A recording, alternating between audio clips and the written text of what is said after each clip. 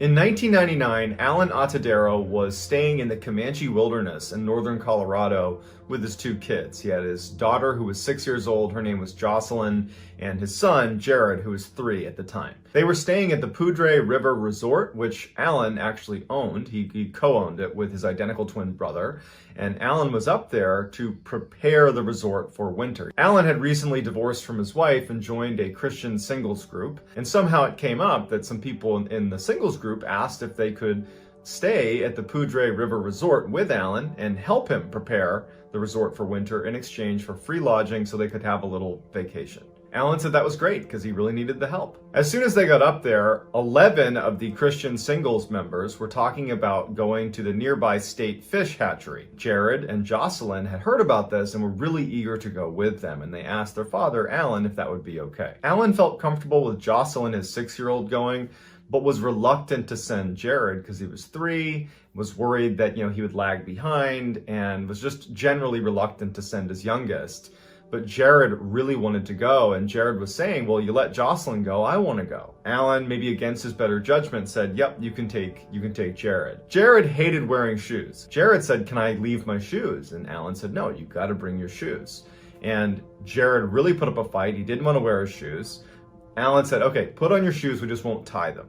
That's the compromise they made. Put on his shoes, didn't tie them, and he was off. So the Christian singles group of 11 plus Jocelyn and Jared take off towards the state fish hatchery. But without asking for Alan's consent, instead of going to the state fish hatchery, they decided to head over to the Big South Trail, which was about 15 miles west of the resort where Alan was. They get to the beginning of this trail, which is an 11-mile, very rugged trail. Narrow path, it's fairly steep. You're going up almost 10,000 feet of elevation. This was a rugged hike. This was not a beginner's hike. Now, we don't know exactly what the timeline is here, but we know that Jared and Jocelyn were definitely with the Christian singles group when they began this hike, because at some point the Christian singles broke into like a fast group and a slow group.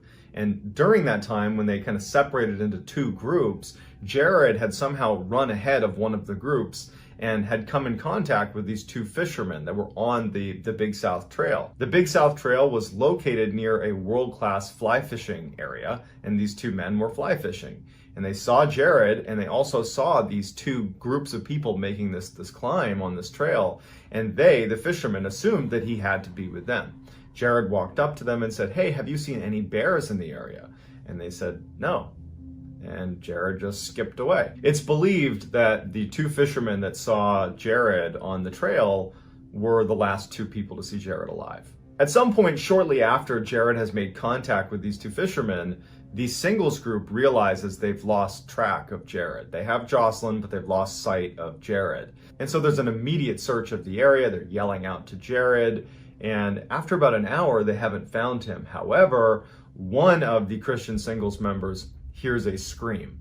It was not a scream of someone getting attacked, but rather it was way off, off the trail. It sounded like a child who they would describe the scream as sounding gleeful, like they were playing with someone, like they were playing tag or hide and seek with someone. They tried to make it over to that area, but they couldn't locate where the sound was coming from. And despite yelling out for Jared constantly, they could never locate him. While this search is going on, one of the members leaves and goes back to the resort to break the news to Alan, Jared's father. Alan immediately gets in his car. He's yelling, "You lost my baby." And he drives over to the Big South Trail. Now, Alan just assumed he'd be able to get out and just charge around like a maniac, yelling for his son, and he would find him. But he quickly realizes that this is a really rugged and very dense area. It's going to be almost impossible for he alone to search and find his son. He calls authorities, and authorities show up, and they launch this massive search. Now, the search and rescue crew, when they showed up,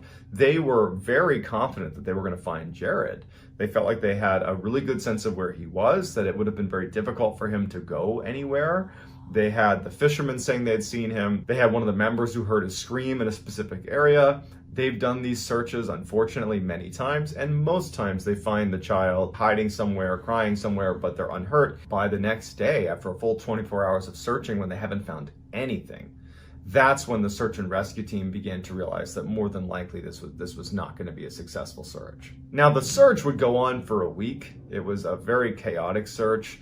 the case had made national headlines, and so people were converging on this area in Colorado just to kind of be a witness to this case. You had volunteers showing up left and right to help search, and police had to actually keep them from going into the area because they didn't want to clutter up the search area. So it's just very chaotic. And also during this time, a helicopter crashed that was searching for Jared. Luckily, no one perished in that crash, but it was just this crazy search for about a week, and they don't find anything. A week after the search had begun, they officially called it off, and the going theory was that Jared had most likely been attacked by a mountain lion. 4 years go by, and 2 hikers were in the same area on the Big South Trail, walking up the trail, and they decide when they got to this one section near where Jared went missing, there was this really steep rocky climb that was not part of the trail. But if you wanted to, and you were adventurous and athletic enough, it's feasible that you could crawl up, hands and knees all the way up this rocky face, and you could get to this rocky outcropping where you'd have this great view looking down over the canyon. And so these 2 hikers decide to do that. So they start climbing up this rocky slope that they would say is a treacherous climb. And actually David Filipitis, the man behind the Missing 411 project, does a video where he climbs up that rocky face, and it looks very steep and difficult to navigate. So these 2 hikers make it to this outcropping, and the first thing they notice is a pair of brand new children's sneakers, white sneakers. And as soon as they see it, they think, oh, I guess a family must be up here, and they let their kid take their shoes off. And so they're looking around for the family that must have just been adventurous and climbed up here, but there's no one up there, and it's a small area, and they're like, what are these shoes doing up here? Then they found bits of Jared's clothing near the shoes. His pants were found turned inside out, very completely turned inside out. His sweatshirt was more or less intact. Both the sweatshirt and the pants had all the signs of being out in the open for 4 years with, weather hitting hard and being exposed to the elements. They were frayed and tattered. The shoes had also apparently been out in the elements for 4 years, but showed almost no wear and tear.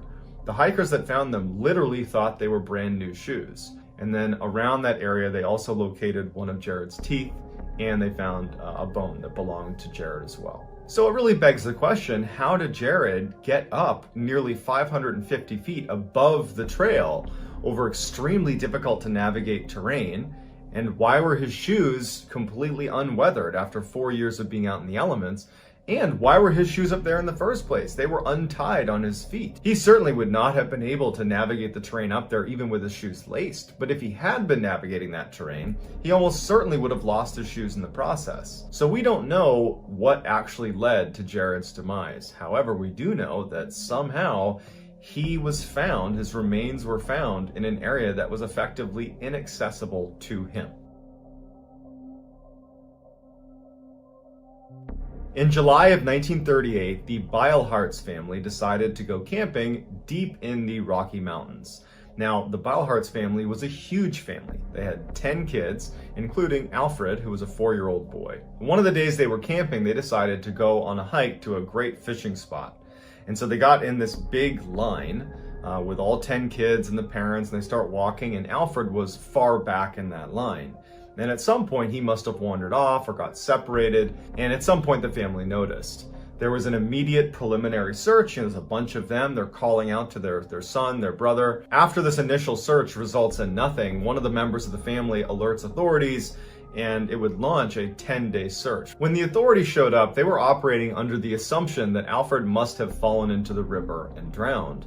And so their efforts went into not only damming the river to stop anything going through, but they also began raking the river as well to find any of Alfred's remains. When the raking of the river and the damming of the river turned up nothing, the authorities decided to bring in some bloodhounds from a nearby state penitentiary to try to pick up his scent and find him. And so they bring the bloodhounds over to where he went missing, and right away they pick up his scent. And then, somewhat paradoxically, instead of going down to the river where all the authorities assume that's where he must have gone, the dogs turned and went up this near sheer cliff They went over 500 feet uphill to this clearing on the mountain, this little plateau on the mountain, and then they just laid down as if they had found him. The authorities assumed this was an anomaly. There's no way this child could have gotten up nearly 500 feet to that plateau, not to mention there was no sign of the child up there anyways. So they just assumed that the dogs must be wrong. So they sent those dogs back and got new bloodhounds to do the same test. And so they brought the new bloodhounds to the point where Alfred had vanished, and they did the same thing. They didn't go down to the river. They followed the exact same trail all the way up, nearly 500 feet up to that plateau where they laid down to signify this is where the scent ends. And it was baffling because there was nothing up there to indicate that he was there or ever was there. But now you have two groups of bloodhounds that did the same thing. You can't say his scent wasn't up there because the dogs found it twice. So at the same time this search is going on, a report came in from another hiker that was about 6 miles away, less than 24 hours after he had gone missing. And the report from this hiker was he was sitting down to take a rest and he looked up towards this mountain. And about 500 feet up, he saw a little rocky outcropping and a boy walked out to the edge and looked down at him. And the man looked up like, how did the boy get up there? And the child let out a shrill shrieking sound before something that was out of view pulled him backwards, and then he was never seen again. And so he reported it, and the authorities dismissed it because how could a 4-year-old boy have moved 6 miles away and 500 feet up to this rocky outcropping? However, authorities did send a team to go search that area where this hiker had seen this child, and there was nothing there. So you have these two separate locations, one near where Alfred disappeared about 500 feet up on a seemingly inaccessible rocky outcropping where the bloodhounds had taken his scent to, and then it vanished. And then 6 miles away, you have another sighting of a boy that matches Alfred's description that's another 500 feet up on a rocky outcropping that's seemingly inaccessible to a child. And that's all we have. Alfred was never found.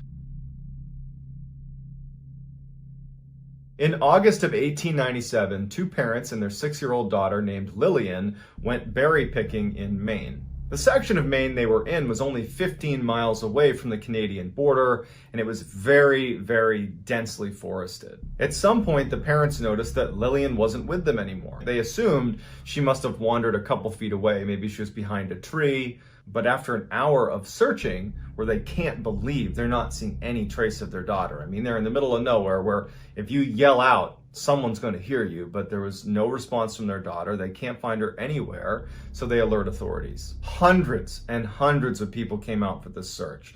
The family is distraught. They're offering these huge rewards for any information about their daughter. You have all these very experienced outdoorsmen and huntsmen that are going out and looking for this girl. There is nothing. She has vanished completely. During this whole ordeal, friends and family would stay out in the woods overnight. They would just stay out there yelling and calling for Lillian, and she never turned up. About 48 hours after Lillian disappeared, there was a group of people searching an area about 2 to 3 miles away from where Lillian had gone missing. And Lillian just walks out from behind a tree, perfectly calm, doesn't look harmed, and she's just asking for her mother. There's this amazing reunion. It's a miracle that she's been found. I mean, this is 2 days that she's been missing in the middle of rural northern Maine. I mean, anything could have happened to her, but she's here, she's alive. When they asked the girl, what happened? Where'd you go? Why did you walk away? Like, what happened? She said something that piqued David Filipitis' interest, and this is why this became a part of the Missing 411 project. She said, the sun shined all the time in the woods. The problem with that is while she was missing, it was overcast, dark, dreary, and she was in a very dense forest where there was, even if it really had been a very sunny day, you're not getting much sunlight coming down to the forest floor. So why would she describe something as being sunny the whole time in the woods when in reality, there was almost no sunlight? She also claimed that over the 2 days she was missing, she heard people talking around where she was, but she said that she needed to stay quiet because of the tramps that would be upset if she made any sound. It's just a very strange story, and like every other missing 411 case, there really isn't a good, rational explanation for why it happened. While David Filipitis does not come out and say explicitly what he believes is behind all these strange occurrences inside of these missing persons cases, the insinuation or implication of his research is that something paranormal is behind it. So I'd like to hear what you think is behind some of these strange disappearances. If you enjoyed this video and you want to see more like it, I would encourage you to gently mule kick the like button and subscribe to my channel and turn on all notifications so you don't miss any of my weekly 3 to 4, even 5 video. In 1978, a 23-year-old named Stephen Kubaki was attending a college called Hope University in Michigan. It was a small Christian school where he was studying German and history. Stephen was a little more free-spirited than the typical student enrolled at Hope University, which was very conservative. He was a big-time outdoor enthusiast and he loved to go skiing. In February of 1978, which was just months before Stephen was set to graduate, he decided he wanted to go on a solo ski trip around the Lake Michigan area. And so this area was known as the Lake Michigan Triangle. It's also known as just the Michigan Triangle, and it's an awful lot like the Bermuda Triangle, which is in that northern section of the Atlantic Ocean where planes and boats have gone missing over the years kind of inexplicably. Well, the Michigan Triangle is like that. And starting in the late 1800s, there were all these disappearances that started occurring in the Michigan Triangle area. And so Stephen was going to be skiing around the Lake Michigan area, and so he would be in the Michigan Triangle. Now, he had told his friends and his family that he was just going out for a day trip, and Stephen was a very accomplished outdoorsman, excellent cross-country skier, so really no one bats an eye when he decides to go out and, go skiing. No one even thought twice about it. They're like, all right, cool, we'll see you tomorrow. A day after Stephen had left for this ski trip, some snowmobilers were out in the Michigan Triangle area and they spotted a trail of ski tracks that led up to the edge of the lake, where at the edge of the lake were a set of skis and 2 ski poles. Just stopped abruptly, and they see that this looks like someone might have fallen into the lake. Now, there weren't any clear breaks in the lake itself, but they figured it was worth telling police and to at least let them know in case they're looking for someone who might have gone missing in the area. And so it was around this time that Stephen Kubaki's friends and family started to recognize that he wasn't back yet, and he should have been. And so they end up calling in an official missing persons report because he should have been back. And so the two things happened in tandem. You have the snowmobilers that have found the ski poles and the skis, and you have the missing persons report that's come out for Stephen Kubaki, and immediately they're connected, and this massive search effort is launched with a focus on where those skis and the poles were found. Now, they looked everywhere, but it was like his tracks went right up to the edge of the lake and then just stopped. There weren't any more tracks on the lake. There were no breaks in the lake. There was nothing there. It was like he just suddenly either went into the ground or just vanished somehow. And so as hundreds of people have descended on this area to look for Steve Kubaki, his backpack shows up right next to his skis and ski poles. That was the first place that everybody went, and his backpack wasn't there. And they didn't really even know how to investigate it. It was just this weird phenomenon where all these people are like, I guess it just must have been there the whole time. They just didn't have a good answer for it. And so after a long and very elaborate search, ultimately they had to call it off. And so they told the family and friends that what must have happened is he got out of his skis and put everything down, went onto the lake, and it cracked and he fell in. And so that's what everybody believed. I mean, why wouldn't they? 15 months go by and Stephen's father hears a knocking on the door. And who's at the door? Stephen Kubaki. And when he sees his son, he can't believe it because he believed his son was dead. But Kubaki has no idea, Steve has no idea how much time has passed. He saw a newspaper, Stephen saw a newspaper in his father's house, and it showed that it had been 15 months since he disappeared. He asked his father, like, how can this be? And he told Stephen, you were near Lake Michigan.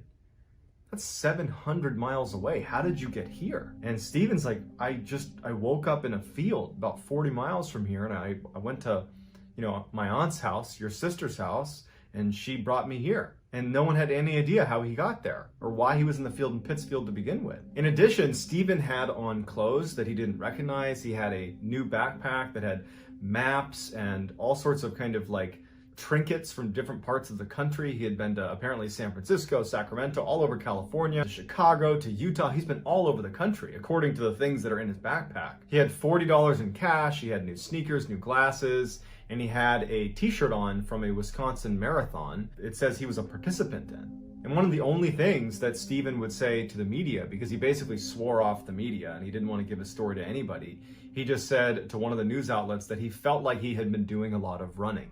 But other than that, we don't know what he was doing for 15 months, and apparently he doesn't either.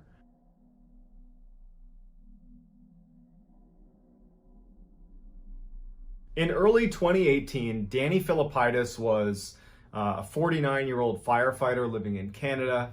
He had a wife, he had 2 kids, he was happy, healthy, successful, and every year he and his colleagues at the firehouse would go on a ski trip to New York, where they would go skiing at a mountain called Whiteface. And so on February 7th, 2018, Danny and his 7 colleagues are at Whiteface. They're enjoying themselves. Danny was an avid skier.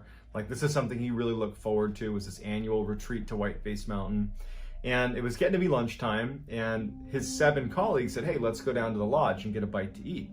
Danny was just having a great time on the mountain, and he was like, you know, I'm gonna just do a couple more runs. I'll meet you guys in about 30 minutes or so. I'm gonna do a couple more runs before lunch. So they go down to the lodge, and Danny continues to do a couple more runs. And so after an hour or so, and Danny still hasn't shown up at the lodge, his 7 colleagues have finished eating, and they're like, you know what? I bet Danny just decided he wanted to skip lunch, and he's probably just fine. And so they end up just going out and skiing the rest of the day. But by the end of the night, when the mountain is starting to shut down, they're all checking their phones for messages from Danny. They haven't gotten anything from him. They haven't seen him. They decide, let's go check out, you know, his room back at the hotel and make sure that he's there. Maybe he got sick and he left, something like that. And the resort was attached to the mountain itself. So they just walked right over to his room. They knocked, he didn't answer, but then they went out back and they found his car, and his car was still there. They went to the front desk, they explained the situation. They ended up going in the room and checking to see if he was in there. He wasn't, but all of his personal belongings are still inside of the room. So Danny, who has not shown up after going skiing for this additional run, clearly hasn't left the mountain, because his car is still here, his cash, his passport, everything is in his room, but no one knows where Danny is. And so they launched this massive search for Danny. And I mean, this day it was so crowded at Whiteface. There's so many people there. And also it had snowed a ton before they even started skiing that day. So it would have been very difficult to move very far off the mountain, let's say, if someone wanted to. I mean, just there was too much snow on the ground. So he couldn't have gotten very far. And there were lots of people there that they could interview to say, have you seen this man? They had a picture of him, you know, and no one had seen him. And there was no sign of him. Despite this massive search effort, no one has any idea what happened to him. The authorities call off the search, and they tell his loved ones and his friends that, you know, Danny must have succumbed to the elements. That's the only explanation we can give. We can't find him now because the snow's pretty deep, but hopefully when the weather warms up, we'll be able to launch another search and we can recover his body. And so that's the news that's passed to his wife, to his kids, to his friends, and it's just devastating. And then a couple days later, Danny's wife is home, trying to adjust to this awful new normal, and she gets a phone call from a number she doesn't recognize. And she picks it up, and it's a little bit hard to hear, but she immediately recognizes her husband's voice. And she can tell right away that there's something wrong. Like he's not making sense. She's like, Danny, is that you? Is that you? And Danny's like, I don't know where I am. I don't know how I got here. Where are you? What am I doing? And so she immediately tells him, you have to call the police. You have to call the police. They have to come get you. And finally he agrees and he hangs up. The police receive a phone call from Danny, and he doesn't know where he is. He's saying that, you know, my wife told me to call you. I'm very confused. I don't know what's going on. And they ask him to describe where he is. And he starts describing what's around him. And police are able to, you know, eventually pinpoint where he is. And it turns out he was near Sacramento, California, 2,900 miles away from Whiteface Mountain. Even more strangely, when the police go to collect Danny, he's still wearing his ski gear. You know, winter jacket, winter pants, ski boots on. He even still had his goggles on his head. And he has a haircut. He has a fresh haircut. And he has a brand new phone, a brand new iPhone. But he had no money. He had no wallet. He had nothing. He had left all of his belongings in his room. So looking at him like, how did you get a new phone? How did you get a haircut? Why did you get a new haircut? And when you got your haircut, why didn't the person cutting your hair let someone know that a man who's visibly confused wearing ski gear is getting a haircut in here? And so it's just a totally strange mystery that Danny, to this day, and anybody that knows Danny and his friends, the investigators, everybody, no one knows how he got there. How does a guy without a car, without any money, wearing ski gear, go from New York to Sacramento, California, somehow get a haircut and buy a new phone, and then just suddenly come to and be like, oh, that's right, I'm Danny, and I'm gonna call my wife and let her know where I am now. Like, it was just crazy.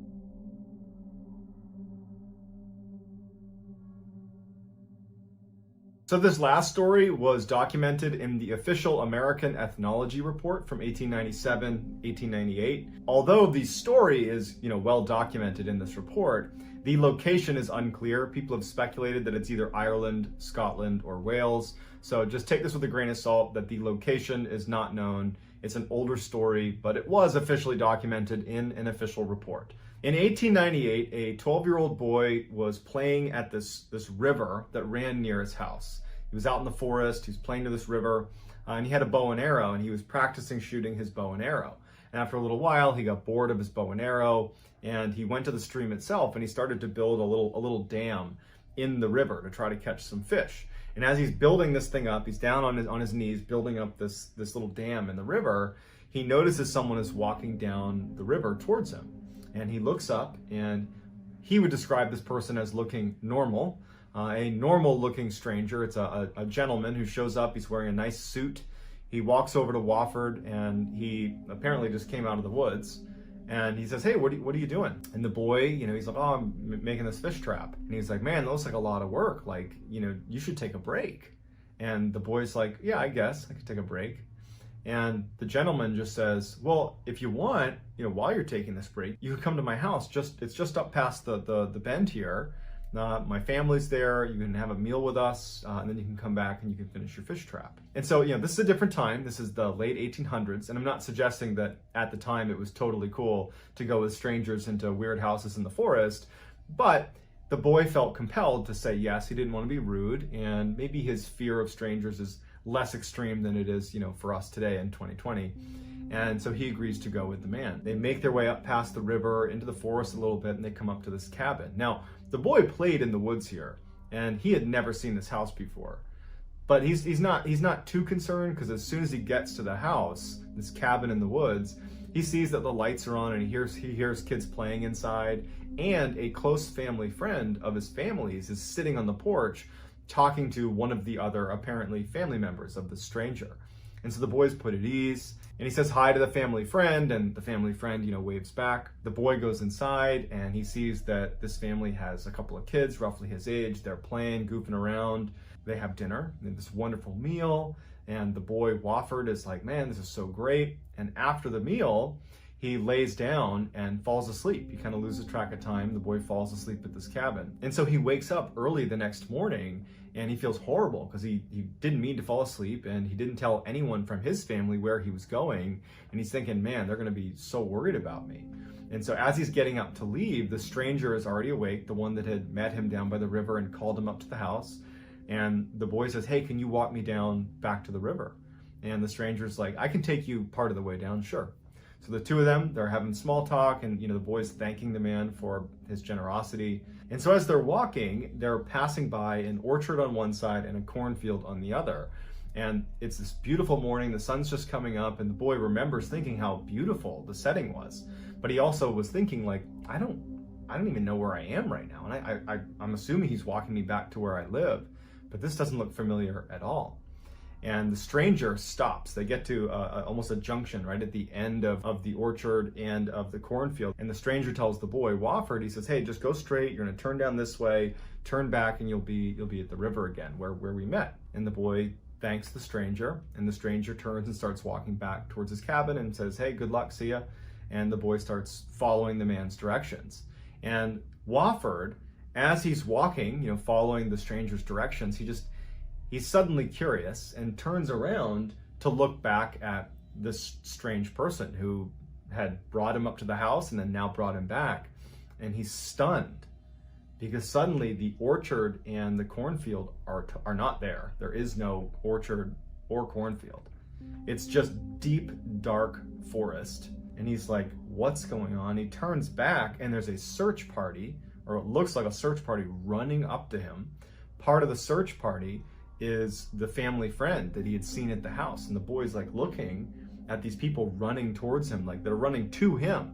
And he recognizes the family friend, and he can tell they're like urgently looking for him. And he felt bad because he knows he slept over through the night. So he's like, hey, I'm here. And they're like, where have you been? And the boy turns to the family friend and he's like, didn't you tell them I was with you? And the family friend is like, what are you talking about? And he's like, yeah, the house with the family. We ate dinner together last night. And the guy, the family friend, is like, I've been looking for you for the past several days. I've been with your family looking for you. You've been gone for 3 days. And the boy is like, what? And as he's describing the kind of general vicinity of where this cabin was, he's kind of pointing back up towards where it was and describing it from where the river was. The family says to him that since you've been missing, we've heard rhythmic drumming non-stop coming from the section of the forest that you just described. We could never pinpoint where it was coming from. And now that you just showed up, the drumming has stopped. And so the kid's terrified, but there's no answers. Pretty creepy. So 3 very strange stories that luckily all of them ended with the person being found again, but it doesn't change the fact that the mystery remains. Where did they go? It's like they left the earth for a couple of days, or in Stephen Kubaki's case, for over a year, and then came back. It was like a glitch in the matrix or something. And so I would love to hear in the comments what you think can possibly explain how these people are disappearing without a trace and then reappearing days, weeks, months, years later, not having any idea how they got there or what had happened to them. How can we possibly reconcile that? And if you like this video and you want to see more videos like this, I would ask you to please gently perform a lobotomy on the like button, and then subscribe to my channel and turn on all post notifications so you don't miss any of my other 3 to 4 weekly uploads that I do every week that sound an awful lot like the story you just heard. If you want to get in touch with me, you can message me on Instagram. 38-year-old Linda Jensen could not believe how lucky she was. As she and her husband Charlie looked down at the beautiful face of their brand new baby daughter, Linda could not stop smiling. And when Charlie leaned down and gave Linda's cheek a gentle kiss and told her how much he loved her, Linda felt like her heart might burst with happiness. For both Linda and Charlie, this moment and this new addition to their family was something neither of them could have imagined when they first met almost 27 years earlier. That's when Linda, age 8, had gone on a summer vacation with her family to Spicer, Minnesota, where they stayed in a lakefront cabin that had been owned by one of Charlie's relatives. Charlie, who had been 12 at the time, had spent most of his time at the lake playing with Linda's 2 brothers. But as summers went by and Linda and Charlie both grew out of their awkward teenage years, the childhood friends had eventually become childhood sweethearts. And after Charlie came back home to Minnesota after serving in the U.S. Army as a combat soldier in Vietnam, everyone in both their families knew that Charlie and Linda would get married. Charlie in his dress military uniform, and Linda looking beautiful and radiant in her white bridal gown. 4 years later, on January 27, 1974, the couple had their first child, a little boy named Andrew. But by the time Andrew was just 4 years old, his parents' marriage had fallen apart. Like a lot of other Vietnam veterans, Charlie had come back from the war with a psychological condition called post-traumatic stress disorder. Symptoms included feelings of irritability and edginess that had been triggered by his combat experience. And over the years, Charlie's drug of choice for treating his PTSD was alcohol. Lots and lots of alcohol. Finally, in 1978, after nearly 7 years of marriage, Linda had filed for divorce. Not because she didn't love Charlie, but because his constant drinking had made their life together impossible. And after that divorce, Linda would spend the next 12 years of her life never quite able to forget Charlie, and also never quite able to find any relationship that didn't end in one kind of a disaster or another. There had been a long-term relationship that had produced another son, a little boy named Joey, but that relationship ended without Linda marrying Joey's father. Not long after that, there had been one more failed marriage, which had taken Linda and Joey first to Colorado and then to California. In both relationships, the breakups had left very bad feelings. Linda's ex-boyfriend and Joey's father had been a partner with anger and substance abuse issues, who refused to pay child support for Joey. Linda's ex-husband, who still lived out in California, had adopted Joey, but he'd never forgiven Linda for not having any children with him. And things had only gotten messier during the divorce proceedings when her ex-husband, John Silliman, was ordered to pay Linda $300 a month in child support for Joey. Finally, with no place left to go, Linda had accepted the offer from her older sister, Sandy, that Linda and Joey should just come back home to Minneapolis and live with Sandy until Linda could pick up the pieces of her broken life. Now, as Linda looked up at Charlie from her bed in the hospital maternity ward, she could not even see the smallest trace of the angry and damaged-seeming young man she had left behind 13 years earlier. Because, for Charlie, the divorce from Linda had been a wake-up call. And once he realized just how much his drinking had cost him in terms of his marriage, family, friendships, money, and work, Charlie had made a promise to himself and to his son, Andrew, that he would get clean and sober. And that's exactly what Charlie did. And by the time Linda had returned to Minnesota, settled herself and her 8-year-old Joey into her sister Sandy's cozy little wood-paneled bungalow and started looking for a job, bumping into Charlie again was like meeting up with the man of her dreams. No longer a drinker, Charlie was now a successful carpenter and contractor who had taught those carpentry skills to their son, Andrew. And like Linda, Charlie was unattached, and the same attraction and feeling of friendship that had drawn them together back when they were childhood sweethearts was still very much there. In fact, the hard life experience they both had gained in the years they'd spent apart seemed to make that attraction even stronger and deeper. And before long, Linda was slipping out of the house she shared with her sister a few evenings a week after Joey was in bed, and coming home later in the evening looking like she just won the lottery. Sandy and Linda had always been very close, and Sandy had been the one person Linda had confided in over the course of the last 12 stormy years. And Sandy knew her sister well enough to know that there was only one man who had ever made Linda look that happy, and that man was Charlie Jensen. So it came as no surprise to Sandy when Linda and Charlie had announced that they would be getting married again. And the date they chose for their wedding, April 3rd, 1991, was exactly 20 years to the day that they had gotten married the first time, 20 years earlier. What had been a surprise had been the fact that shortly after moving in with Charlie, Linda had gotten pregnant. And by the time the couple had said "I do" to one another for the second time in their lives, Linda was already 7 months along. And now, 2 months later, on June 12, 1991, Charlie, who was 42 at the time, and Linda, who was 4 days shy of her 39th birthday, were once again brand new parents. And for Linda, the arrival of baby Lisa marked the beginning of the life she had spent the last 12 years looking for. By late February 1992, when baby Lisa was 8 months old, Linda, Charlie, Joey, and Lisa had all settled into a comfortable routine. The roomy 3-bedroom house that Charlie had just finished building 2 summers ago had a deep wooden porch out front that overlooked the yard and driveway and the trees that shaded the house from the sun. It was one of Linda's favorite places, and it also became a gathering spot for Andrew, who now had a son of his own, and for Linda's sister, Sandy, who visited as much as she could to see Linda and the kids. Linda had taken time off from her job working at a local school with disabled children. Charlie had plenty of construction jobs, but he still managed to spend as much time as he could with Linda and their grandson, as well as with Lisa, Joey, and Andrew. And by late summer, Linda had gotten back to her regular exercise routine. In addition to dropping in at the local health club, Linda had also started running again, and it wasn't long before she was a very familiar sight in the nearby neighborhoods that were part of her daily 5-mile loop. And it wasn't just Linda, Charlie, and baby Lisa who were all thriving. Linda's son, Joey, who had been disabled by a severe stroke when he was just 6 weeks old, had also settled happily into his new life in Minnesota. He enjoyed being part of a close and loving family, and he enjoyed his role as big brother, and now that he was about to turn 10 years old, Joey was also looking forward to joining the local Boy Scout troop.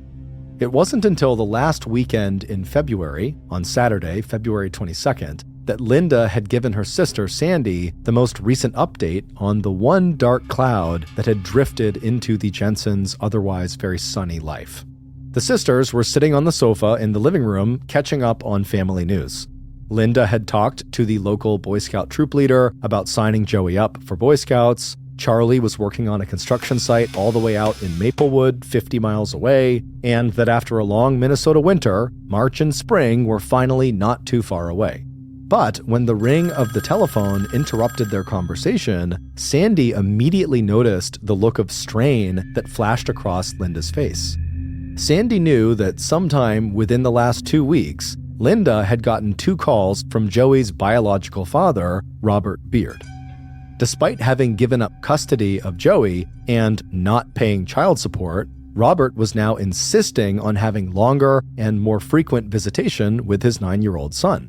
Linda had left Robert after he had become physically abusive, so Robert's calls and escalating demands had felt very threatening as well as upsetting. But a moment later, Linda's face had relaxed, and she had insisted to Sandy that she, Linda, and Charlie had the situation under control. And by the time Sandy was ready to go, the conversation had veered into memories of the past, and Linda's announcement that Charlie had always been the only man Linda had ever loved. By the time Sandy was hugging Linda goodbye, Linda was joking that the only real problem in her life now were the painful shin splints she had gotten from all of her recent running. And 2 days later, on the morning of Monday, February 24th, that was absolutely true. When Linda woke up that morning and took her first few steps across the cold bedroom floor, she winced as the sudden pain flared up along her shin bones. But glancing at her watch, Linda actually welcomed how fast the pain had cleared her mind because, once again, she had managed to oversleep. After pulling on her sweatsuit over her t-shirt and underwear and checking that baby Lisa was still asleep, Linda hurried into Joey's room to wake him up. Linda had meant to get out of bed when Charlie had kissed her goodbye and left for work at 6:45 a.m., but the last thing she remembered was hearing Charlie tell her that he'd changed baby Lisa's diaper and that he'd see Linda that evening after he got back from Maplewood. Peeking out the window now, Linda saw that it had snowed the night before, which meant that Andrew's outdoor carpentry job would be canceled and Linda would not be watching her grandson that day. Linda was glad that Charlie's job out in Maplewood was indoors, but she also couldn't help thinking how nice it would have been if today had been a snow day for them too. By 7:45 a.m., baby Lisa was awake and had her morning feeding, and Joey, his breakfast toast still clutched in his hand, was climbing onto the school bus and waving back to Linda and his 8-month-old sister. After watching the bus drive off down County Road 15, Linda turned back to the house and walked on sore legs to the front door. She had told Charlie before he left for work, and before she fell asleep instead of getting up, that her shins hurt too much to go running that day, so her plan for the day was just to hang out with the children and enjoy the view through the sliding glass door that led out onto the front deck.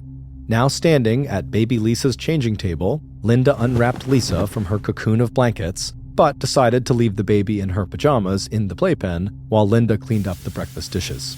But just as Linda was ready to go back out to the living room and get Lisa dressed for the day, Linda was surprised by the sound of a knock on the front door. The Jensen house was set far enough away from the road with a long enough driveway that the family did not get that many unexpected visitors. But this was Big Lake, Minnesota, population just over 3,000 people, and most people here never even bothered to lock their doors, let alone think twice about opening that door to a neighbor who might need help or a favor. So, after leaving baby Lisa right where she was, in the playpen in the living room, Linda dried her hands on a kitchen towel, and with a smile, she walked to the front door. At least she'd have something interesting to talk to Charlie about when he called, as he always did, sometime during the morning from any job site where he was working. It was 9:30 a.m. when Charlie made his first call home to Linda. She usually picked up right away, eager to find out how he was doing and tell him about something wonderful that Lisa had just accomplished. Now, frowning a little, he drummed his fingers on the telephone receiver while he waited for Linda to pick up.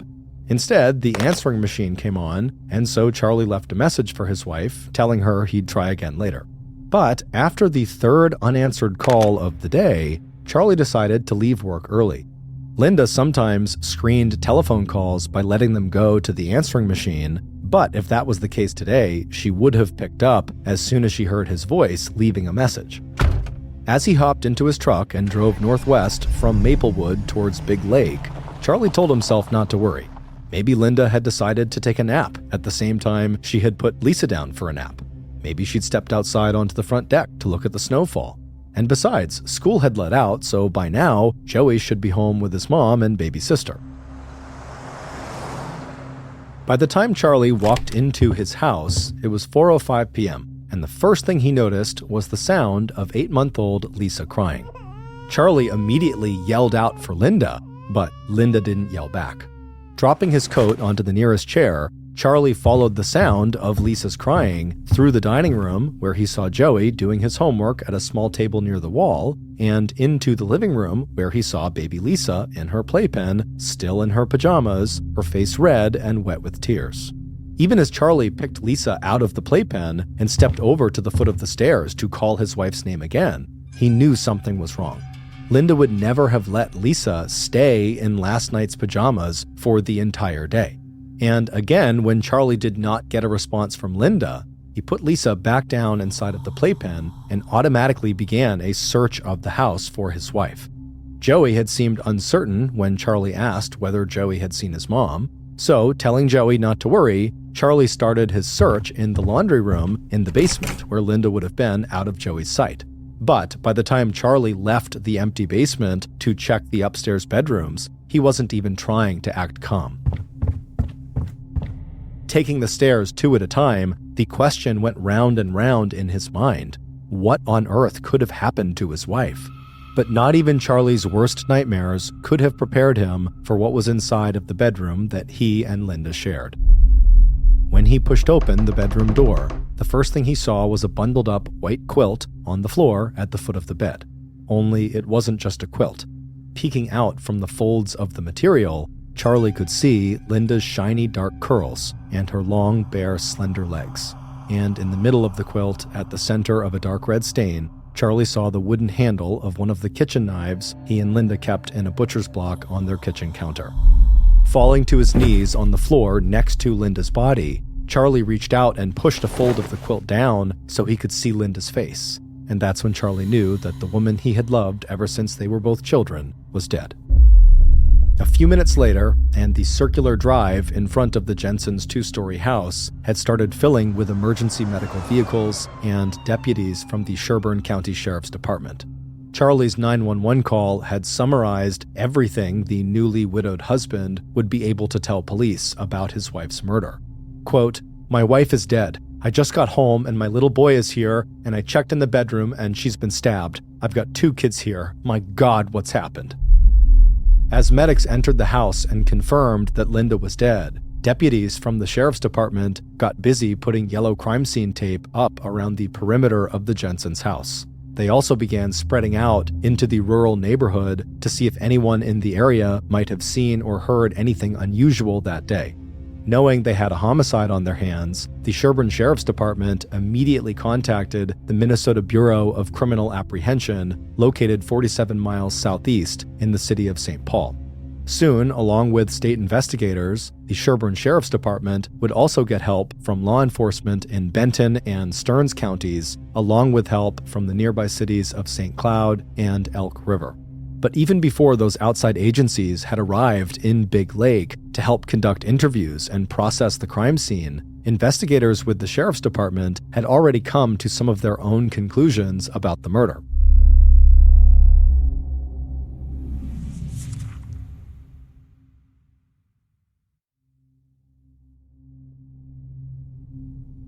After doing an informal interview with Charlie, who had described his entire day and all his interactions with his wife, from the time he woke up and left for work, to the series of unanswered phone calls, right up until the moment he dialed 911, police were working on the assumption that Linda had probably been murdered sometime that morning. That guess would later be confirmed by the autopsy report on Linda's body, which would further narrow the time of the crime to sometime between 8 and 10 a.m. Based on the brutality of the crime and the fact that there was no sign of forced entry and nothing of value appeared to be missing, police also assumed that this crime was personal, not the result of a robbery gone wrong. And finally, given that Linda was naked when she was wrapped into the white quilt and then stabbed, police also believed that what they were looking at was not just a murder, but a violent sexual assault. and this assumption would also be confirmed when the medical examiner found traces of semen on Linda's ankle and inside of her body, along with defensive wounds that suggested that she had struggled with all her might against her attacker. The medical examiner would also discover that the actual cause of Linda's death was strangulation, and that she had likely been dead even before the killer had plunged the 10-inch long blade of the butcher's knife so deeply into her chest that the fabric of the quilt had become embedded in the wound. According to one investigator, it looked to the police like someone had actually tried to carve Linda's heart out of her chest. And Linda's sister, Sandy, would later remember the medical examiner telling her that along with the surface bruises, scratches, and deeper bruising to her sister's body, there was a single dried tear on Linda's cheek. But unfortunately for investigators, even though they had lots of details about how Linda had died, they did not have many clues about who might have committed the crime. It would also turn out that aside from the semen samples that the medical examiner would find in and on Linda's body, there just wasn't much physical and forensic evidence that crime scene techs were able to recover from inside of the Jensen house. Whoever had raped and killed Linda had stripped the sheets, which may have contained hair, blood, and skin tissues, and taken them away with them. According to Charlie, the only other items that appeared to be missing might also have contained DNA evidence. The t-shirt and underwear that Linda had been wearing that morning, and that she was probably still wearing when she was attacked. The first obvious suspect in Linda's murder was her husband, Charlie Jensen. It hadn't taken police long to learn that the couple had been married back in 1971, but had divorced because of Charlie's post-traumatic stress disorder, which made him prone to anger and irritability, coupled with his alcohol abuse. But over the next 72 hours, the police would confirm Charlie's work alibi. Charlie would also pass a lie detector test and volunteer a DNA sample that would eventually rule him out as Linda's killer. But even as Charlie was being cleared from the suspect list, police were already following what they believed was a very promising lead provided by the mail carrier who delivered mail along the rural route where Charlie and Linda lived. According to the mail carrier, when she had arrived at the Jensen house at 11:30 a.m. on Monday, February 24th, the day of the murder, she saw a white male in a copper-colored pickup truck pulling out of the Jensen's driveway. The mail carrier's description was detailed enough that police artists were able to put together a sketch that showed a man in his 30s or maybe 40s with scraggly brown hair and a gray flecked beard who had what looked, to the mail carrier, like red scratches on his hands. Less than an hour after the sketch was released to the media and featured in print and TV news, the tips from the public started to pour in. And soon police were interviewing anyone in Big Lake Township who had reported seeing the copper-colored 1970s Ford pickup truck or its alleged driver. On March 2nd, 6 days after Linda's murder and 2 days after her funeral service, a heartbroken Charlie Jensen packed up the home he had built for himself and Linda and moved his little family into an apartment building. As Charlie would tell his adult son Andrew and Linda's sister Sandy, it was just too hard for Charlie to walk into that bedroom where Linda had been killed. 11 days later, and 17 days after Linda's death, police saw their only solid lead in the Linda Jensen homicide go up in smoke. The mail carrier, who had helped police draw a sketch of a possible suspect she saw driving away from the Jensen's property on the morning of the murder, began to change her story. She now thought that instead of being copper-colored, the truck she saw might have been light green with white panels and snowplow brackets on the front. And instead of having a scraggly beard, the driver may have been wearing a coat with a fur-lined collar. Meanwhile, police investigating other men in Linda's life were also running into dead ends. After learning that Joey's biological father, Robert Beard, had been arguing with Linda in the 2 weeks before her death about visitation with Joey, they didn't waste any time bringing Robert in for questioning. Police also knew from conversations with Linda's family that Linda had said that Robert had been physically abusive and had a bad temper as well as substance abuse issues. And at first, Robert Beard looked like he could become the new #1 murder suspect. In conversations with police, he was angry and defensive. He lied to investigators, denying that he had recently spoken with Linda on the phone. His alibi, that he was home alone at the time of the murder, was weak. But Robert also pointed out that since he did not have a car or driver's license, there was no way he could have gotten undetected to Linda's house and killed her. Once Robert lawyered up and refused to give police a DNA sample, the only thing police could do was keep him on the suspect list and move on to the next man in Linda's life, her ex-husband, John Silliman, who lived in California. Although John's alibi, that he was working at a local elementary school on the day of Linda's murder, turned out to be airtight, there was something about John that just made police suspicious.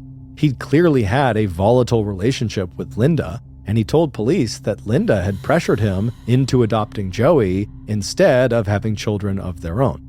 It wasn't until police went through John's financial records with a fine-tooth comb to rule out any murder-for-hire scheme that police crossed John off their list of suspects. By the end of May 1992, 9 weeks after Linda had been found brutally raped and murdered in her own bedroom, the investigation into her death had ground to a halt.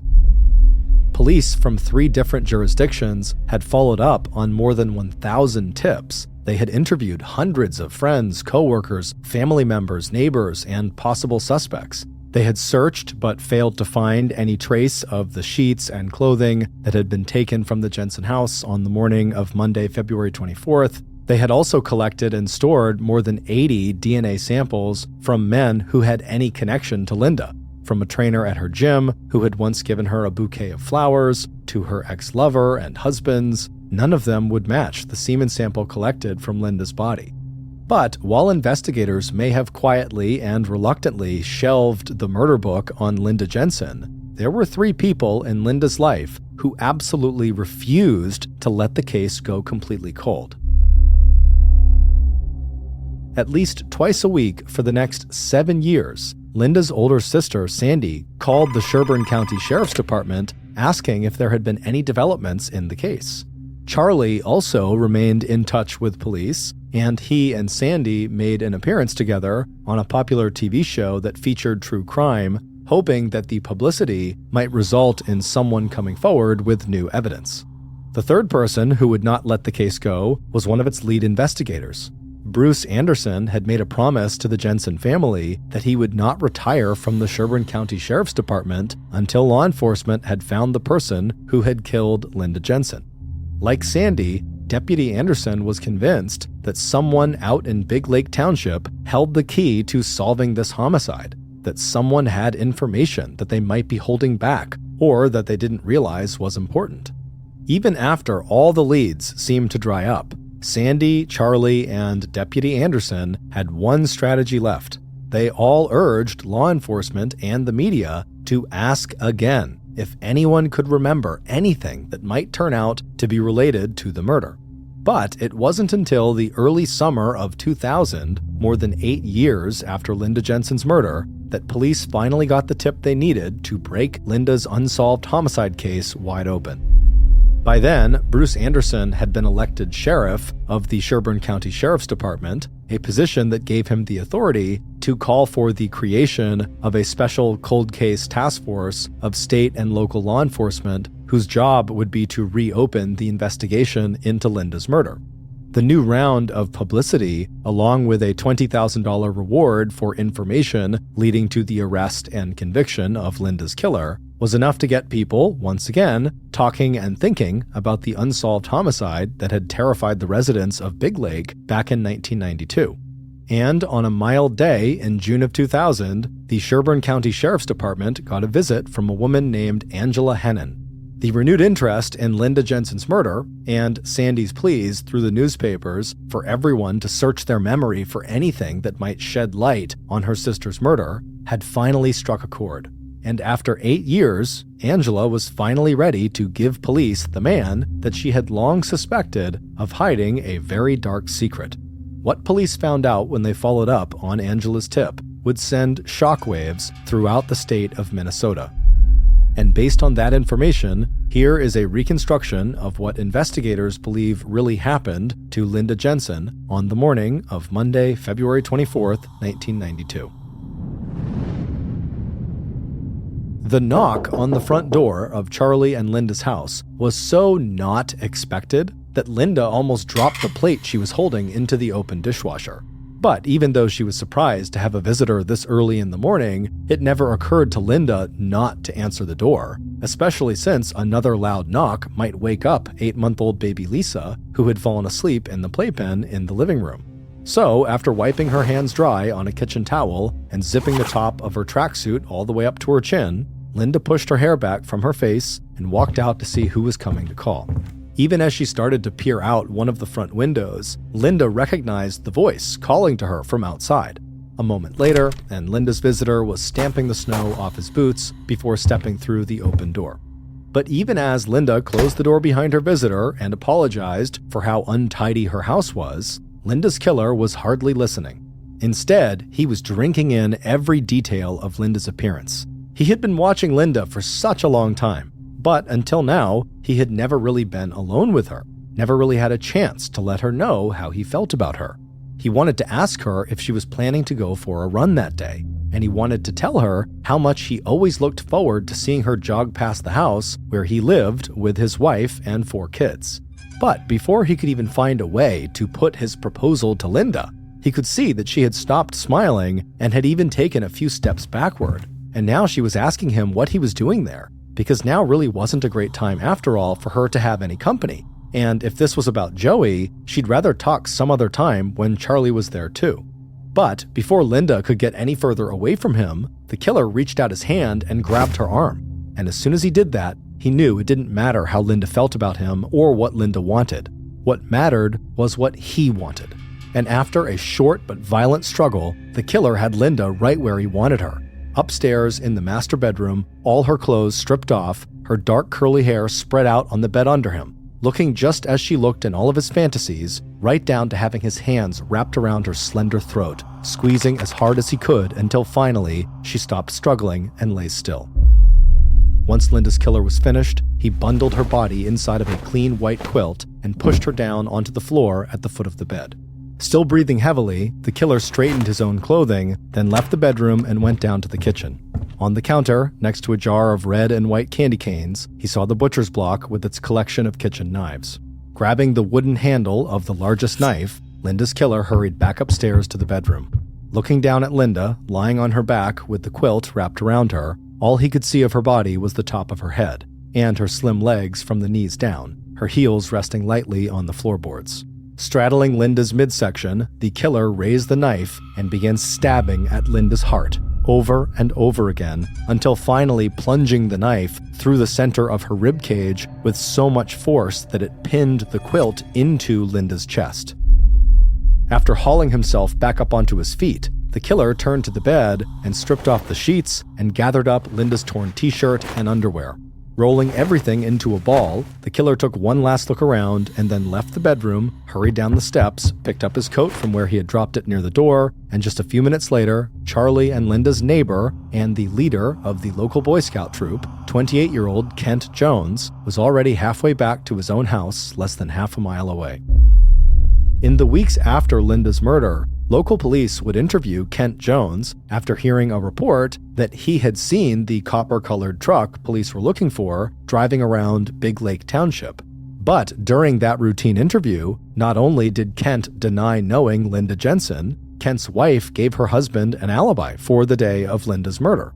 It wasn't until 8 years later that Angela Hennon, who had had an affair with Kent sometime after Linda's death, would tell police that whenever she had brought up the subject of Linda's death, a crime that everyone at the time was talking about, Kent reacted violently. When Angela had asked if Kent had ever met Linda, at first he insisted really aggressively that he had not. But later, Kent brought up the subject himself and told Angela that in fact, he had known Linda. Kent's violent reaction and the way he talked about Linda Jensen had always made Angela wonder, in the very back of her mind, if Kent might have somehow been involved in Linda's death. It would turn out that Angela's suspicions were 100% correct. Not only did Kent Jones know Linda from her inquiries to him about getting Joey signed up for Boy Scouts, he had become obsessed with the beautiful dark-haired woman he'd seen out running several times a week. and he had begun to watch her closely and learn her routines and fantasize about her constantly. When police re-interviewed Kent in June of 2000, Kent's wife contradicted Kent's claim that he had never met Linda. In front of investigators, Deborah Jones reminded Kent that Linda had actually come by their house to pick up a Boy Scout application for her 9-year-old son. Police also discovered that Kent had a criminal record. He had been convicted of insurance fraud, and in 1995, 3 years after Linda's murder, Kent had been convicted of domestic violence. That charge stemmed from an incident in which Kent's wife was hospitalized for 4 days after suffering a stab wound to her stomach and 2 puncture wounds on her forearm. Deborah would later tell police that the stab wound was the result of an accident, that she had slipped and fallen onto the knife, which was resting blade up in the family's open dishwasher. Although Kent refused to voluntarily give up a sample of his DNA, investigators quickly came back with a search warrant that forced him to provide a DNA sample. Less than 1 month later, the DNA analysis came back with a match. Kent Jones's DNA matched the DNA found in the semen that the medical examiner had collected from Linda's body. On July 25, 2000, 8 years and 5 months after Linda Jensen's brutal murder, police arrested Kent Jones for first-degree murder and sexual assault. 17 months after his arrest, on December 8, 2001, and then again at a new trial 5 years later, Kent Jones was found guilty of those charges and sentenced to life in prison. In 2009, 17 years after Linda's murder, Angela Hennon would collect $18,000 in reward money for giving police the tip that led to the arrest and conviction of Kent Jones. For Charlie Jensen, Linda's death at the hands of Kent Jones has left some scars that will just never go away. Quote, "He took a mother away from her children, a wife from her husband, and a beautiful person away from the world." End quote.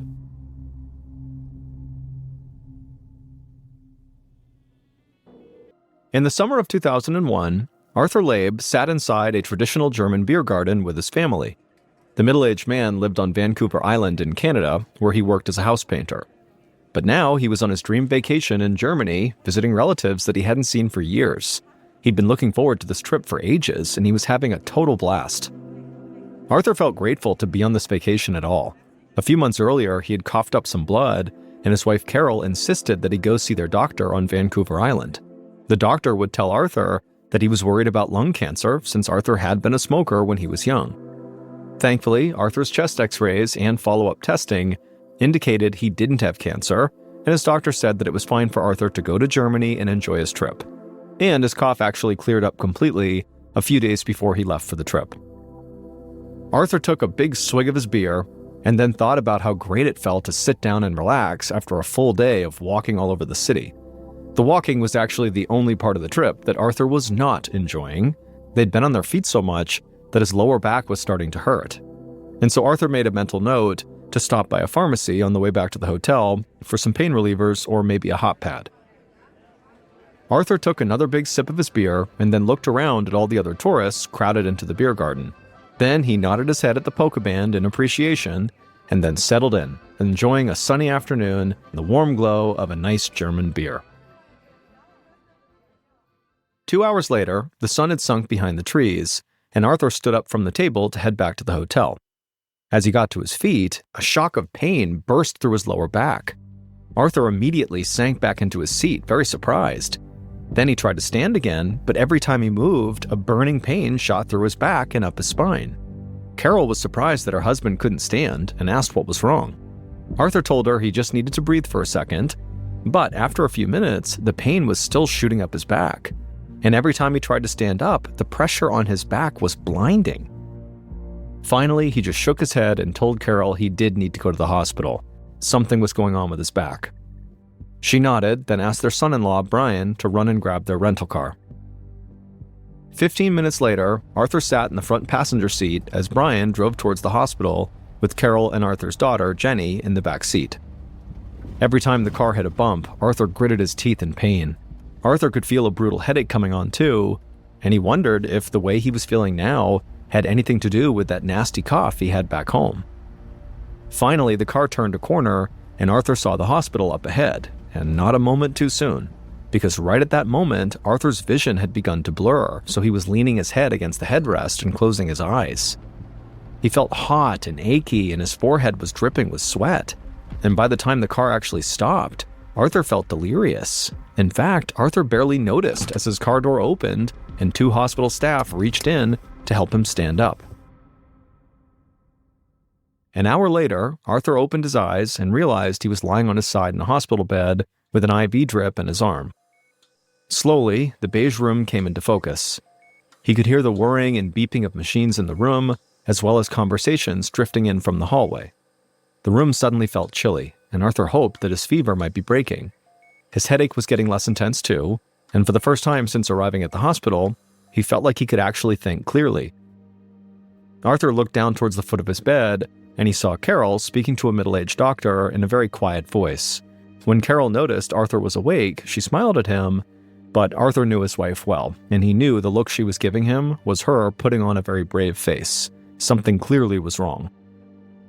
At this point, the doctor turned to Arthur and introduced himself as Dr. Gent. He told Arthur that while he was unconscious, they'd performed a spinal tap so they could examine his spinal fluid for potential infections, and the lab work had just come back.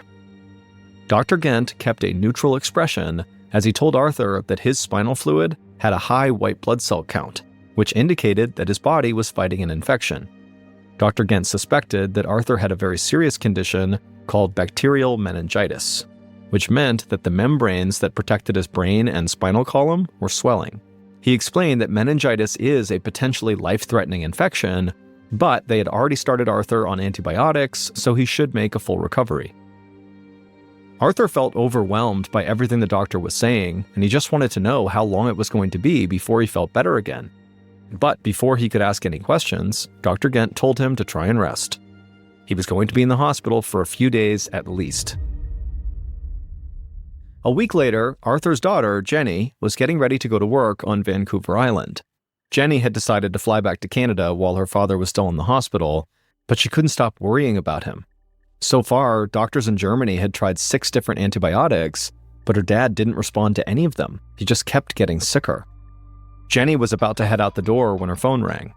She lunged for it, knowing it was the time her mother usually called from Germany. For a split second, Jenny hoped that her mom was calling to say her dad was all better, and they were just going to resume their vacation and everything was great. But as soon as Jenny picked up the phone, she could hear that her mom was crying. Carol told Jenny that the swelling in her father's brain was getting worse, and now Dr. Gent was saying that it looked like her father was going to die. Jenny had not prepared herself for the possibility of losing her dad, and she scrambled to think of some way she could help. Finally, she offered to drive over to her dad's doctor's office here on Vancouver Island to basically fill in Arthur's primary care doctor about what was going on, to see if maybe he had some ideas that the doctors in Germany had not tried yet. An hour later, Jenny fidgeted as she watched her father's doctor in Vancouver Island review her dad's scans on a computer monitor and flip through his lab results. He asked Jenny a few questions about her dad's condition, and she did her best to fill in the blanks. Finally, the doctor closed the files and turned to her, and she sat up expectantly. But he just shook his head and told Jenny that, despite her father's serious illness, his charts looked remarkably normal. The doctor told her that her dad was in good health when he left for Germany. He might have picked up a bug while on the trip, but his infection should be responding to antibiotics by now. Jenny begged the doctor to please just look one more time, and then Jenny held her breath as the doctor did pick up the lab results and looked them over one more time. Then Jenny noticed the doctor's expression change, like something had just occurred to him. Then he leaned in and he told Jenny there was one possible but highly unlikely explanation. Jenny asked him to please tell her. At this point, her family was willing to consider anything. So the doctor explained that several weeks ago, her father's blood work had shown no signs of lung cancer, and they had rejoiced. But lost in the excitement was some less positive news. Arthur's blood had tested positive for a fungal infection called Cryptococcus. A lot of people get Cryptococcus, which had existed on Vancouver Island for years. But it's usually harmless, and most people's immune systems fight it off easily. It's only dangerous for people with compromised immune systems. And Arthur's immune system at the time was fine, so the doctor didn't even tell Arthur that he had this fungal infection. Jenny asked if this fungus could cause meningitis, and the doctor nodded, but only in extremely rare cases. However, if her father's meningitis was caused by a fungal infection, he would need completely different medications than what he was receiving in Germany right now. Antibiotics cannot stop a fungal infection. If Jenny's father had fungal meningitis, that would mean that for the past few days, the treatments Arthur was receiving in Germany were doing nothing. Jenny tried to stay calm as the doctor placed a call to the hospital in Germany. If they started Arthur on antifungal medication right now, he might survive. Jenny just hoped they weren't too late.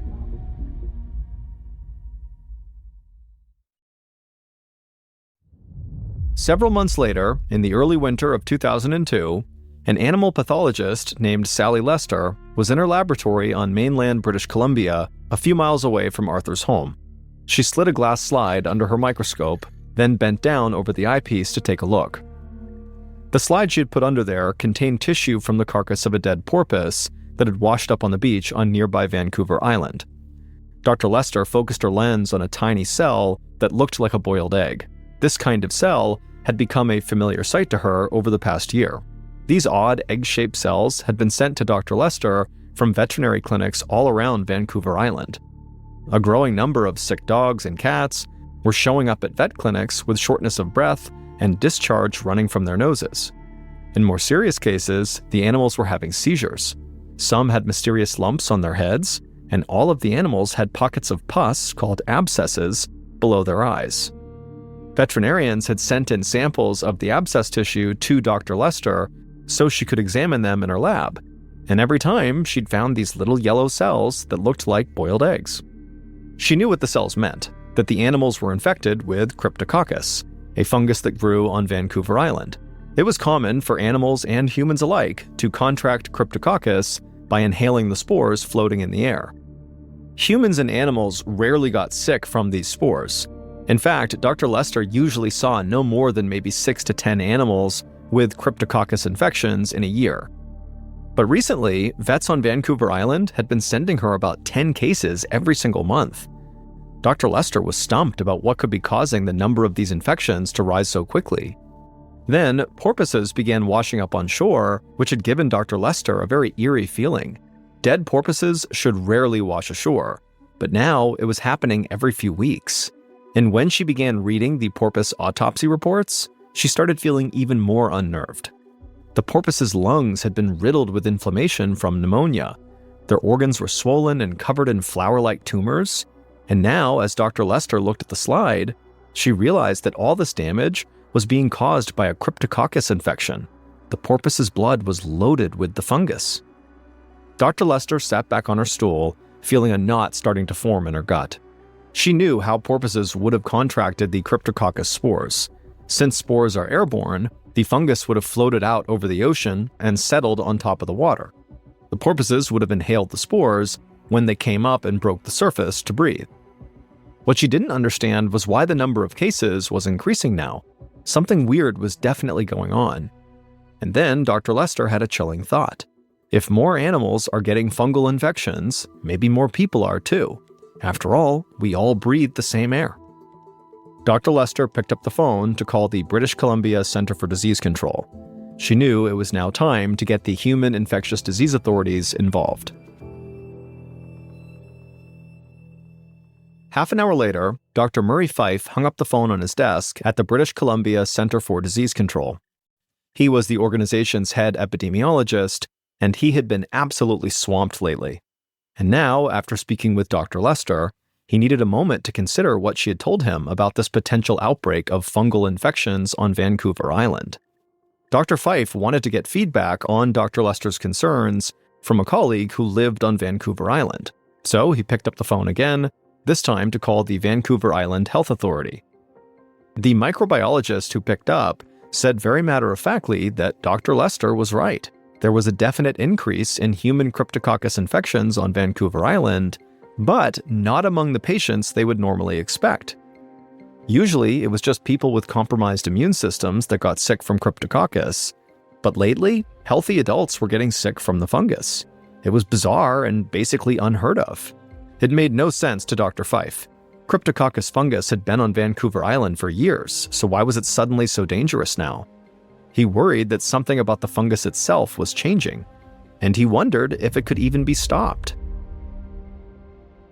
A few days later, Dr. Fife sat in a conference room totally surrounded by piles of hospital records and feeling completely exhausted.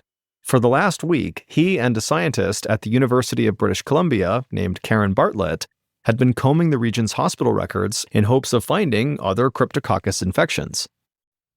His eyes hurt from hours spent reading, but they still had not figured out when the number of infections had begun to rise.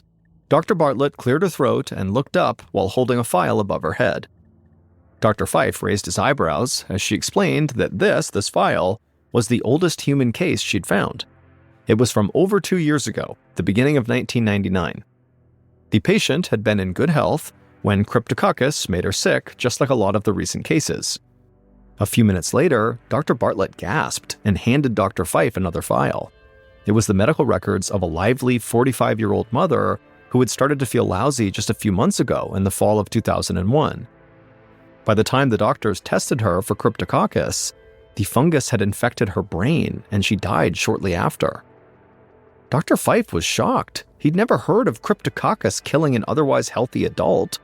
Even Arthur Labe, who'd been on death's door in Germany last summer, he'd recovered from his infection after receiving antifungal treatment. Suddenly, the stakes in their investigation seemed much higher. Not only were healthy adults contracting Cryptococcus, but the fungus was now, apparently, deadly, and Dr. Fife had no idea why. A week later, Dr. Fife was back at his desk, feeling both amazed and horrified at the unfolding health crisis. After he and Dr. Bartlett discovered that Cryptococcus infections were killing people on Vancouver Island, they'd sent samples of the fungus to a lab for further analysis. And now Dr. Fife was staring at the test results, and they weren't at all what he expected. The fungus that was infecting the animals and the people on Vancouver Island was an entirely new kind of Cryptococcus fungus than what had been on Vancouver Island for years. Under the microscope, analysts could tell that the new Cryptococcus was a completely different species from what residents were used to. But the new strain should never have been in Vancouver Island. The newcomer strain of Cryptococcus is typically found in the bark of eucalyptus trees in Australia and other warm places. It had never been seen so far north, and especially not in a cold and damp climate like Vancouver Island. Dr. Fife wondered how a tropical fungus got so far north.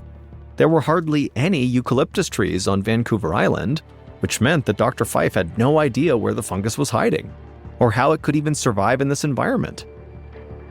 Dr. Fife called Dr. Bartlett to explain the alarming lab results and admit he had no idea how to find this toxic new fungus. She paused, then told him she had an idea. She said it was time to get some boots on the ground. A week later, Dr. Bartlett stood on a residential street on Vancouver Island, surrounded by several students from a local college.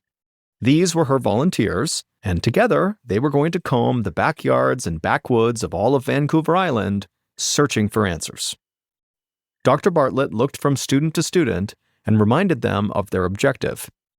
They would dig up soil samples and swab tree barks in the hopes that they would capture the new strain of Cryptococcus in the wild. Each student nodded and said they understood. So Dr. Bartlett divided them into teams. She sent 2 teams to collect samples around the neighborhood.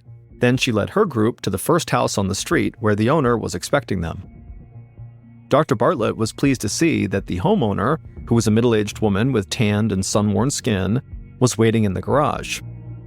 Dr. Bartlett waved as she and her volunteers walked up the driveway, and the woman led them around into her backyard. Dr. Bartlett had selected this house for a very specific reason. The homeowner, the woman, had survived a recent Cryptococcus infection. Dr. Bartlett hoped that the fungus might be found somewhere in this woman's immediate environment, but failing that, Dr. Bartlett thought that by interviewing this woman and other survivors, once she knew what they all had in common, she could use that information to track down the source of the fungus. Dr. Bartlett nodded to the students, and they fanned out into the backyard. She watched as they stooped over flower beds and scraped bark off trees, and while the students went to work, Dr. Bartlett interviewed the woman who lived there. Dr. Bartlett asked the woman where she went on a daily basis, and the woman listed off popular nature trails she liked to hike, beaches she frequented, and also the friends and family that she visited most often. Eventually, Dr. Bartlett had asked all her questions, so she thanked the woman for helping and then tucked her notes into her satchel.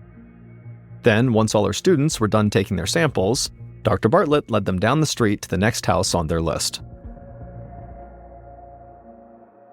A few days later, Dr. Bartlett sat in a conference room at the British Columbia CDC, going over her notes while she waited for Dr. Fife. Dr. Bartlett was feeling frustrated. After canvassing what seemed like the entirety of Vancouver Island, none of the samples that she or her volunteers had collected had come back positive for spores of this new type of Cryptococcus. And her interviews with all these survivors had led nowhere too. The only thing the infected people on her list had in common was that they all lived on Vancouver Island, which of course made it impossible to pinpoint where the spores were actually coming from.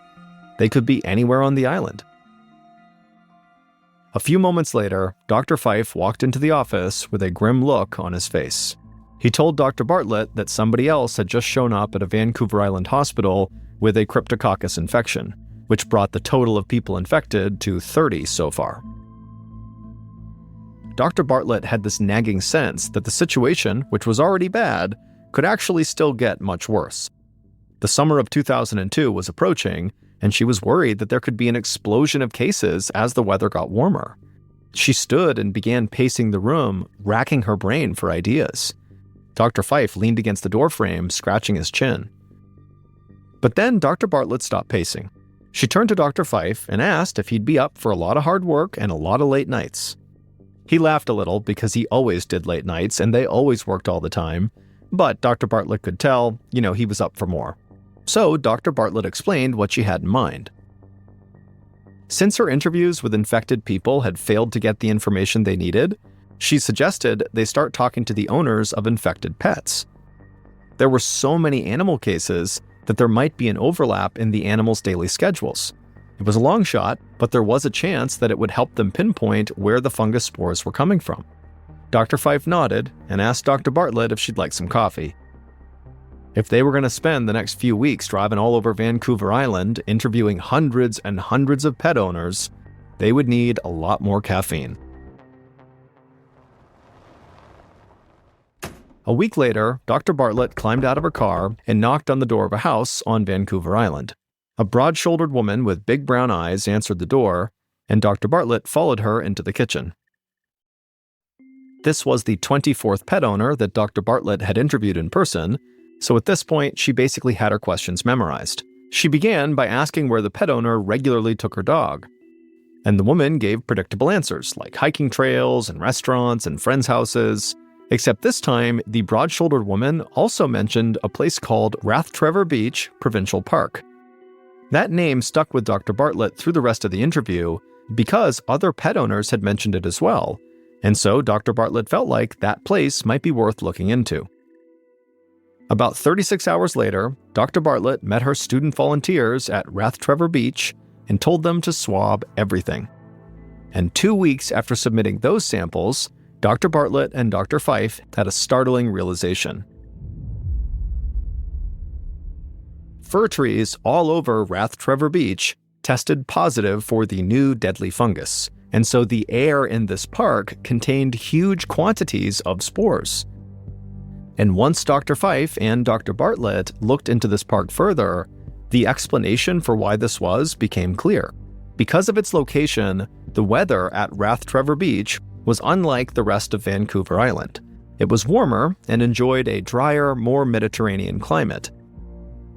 In other words, it was the perfect place for a fungus that prefers the warm, dry air of Australia rather than the typically chilly and wet Canada. So anybody who stopped at that park or just lived near it would have been breathing in these spores day in and day out. And most of the people who had contracted this infection were eventually found to have gone into or near this park. In the summer of 2002, Dr. Fife posted signs at Rathtrevor Beach Park warning people about the danger posed by this fungus. However, the park was not closed because Dr. Bartlett and her students eventually found spores in several other spots on Vancouver Island as well. So they realized there was really no way to actually contain the outbreak because clearly it basically had spread all around the island. Between 1999 and 2006, 165 human cases of Cryptococcus infections were reported in British Columbia. In total, 8 people died. As for Arthur Labe, he recovered from the disease once his hospital in Germany put him on that antifungal medication, and he was ultimately able to return to work, but his wife Carol says he's not quite as active as he used to be. Nobody knows how this fungus arrived on Vancouver Island, but the spores can live on surfaces for many, many years. So it could have been transported by humans or wind currents coming up from the tropics, or even by porpoises that migrated across the ocean. Today, scientists are still working to find a way to prevent this infection, but currently, most scientists think there's really nothing we can do until humans and animals just naturally develop immunity to the disease.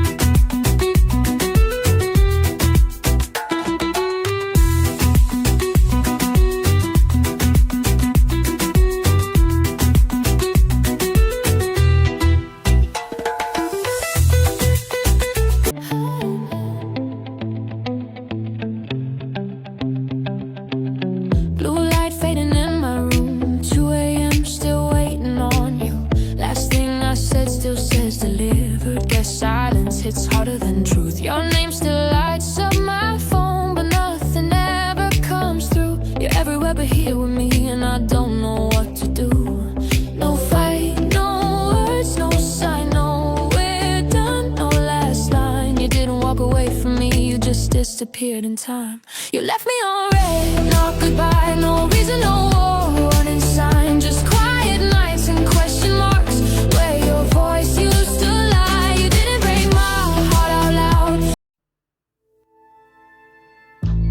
From Ballen Studios and Wondery, this is MrBallen's Medical Mysteries, hosted by me, Mr. Ballen. A quick note about our stories: we use aliases sometimes because we don't know the names of the real people in the story, and also, in most cases, we can't know exactly what was said, but everything is based on a lot of research.